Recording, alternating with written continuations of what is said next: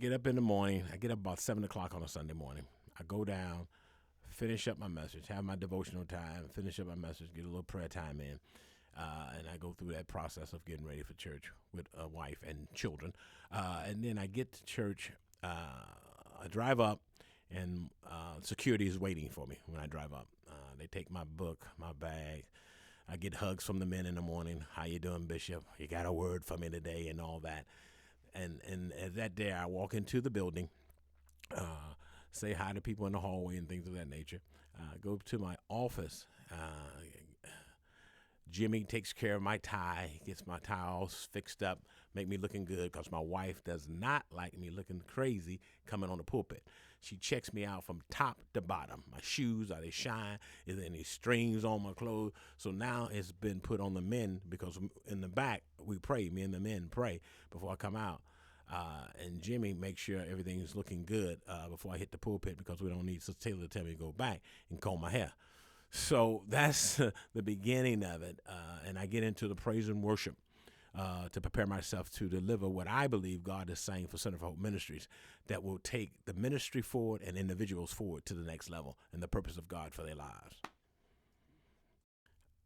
The first time I had to preach as a pastor of my own church, they don't realize it, but I was scared as all get out. I still have nervousness. Even though I've been pastoring for 10 years, there's something in that little butterfly that comes in my stomach. But I think it comes because the Lord has shown me that I need you to depend on me, even though you've studied, even though you've read, even though you know how to preach per se. But you got to realize you can do nothing without me.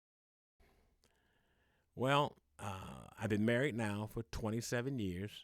It'll be 28 years, August the 7th. I'm married to a beautiful young woman of God that loves God. She is my rock. She is my hero. She's my girl. She's my girlfriend. She's my concubine. She's the chick you see me going to the hotel with. That's the woman, all wrapped up in one, because she is spirit-filled, the Sacher Jean Taylor. My wife and my children are important to me. And I think the balance that we have in ministry is that my relationship with God is number one, then my wife and my children, and then my ministry. And I keep that balance going. Now, some people will say, no, it's got to be the ministry and all that. Well, I married the Sacher Taylor. That's my bride. The church is Jesus' bride. And he said, I'm coming back for it. So he has put me as the under shepherd to deal with his bride. Not, you understand me, his bride. And then I enjoy dealing with my bride, which is the Sacher Taylor. And I want to push the best out of her, the best out of my children, and the best in my ministry. And I find that that balance is something, because sometimes one or the other might be lacking. But that's okay, because I am not one-dimensional. I'm a three-dimensional man, spirit, soul, and body. And because of that, I realize there's other dimensions of who I am, even with my children and my wife and my ministry.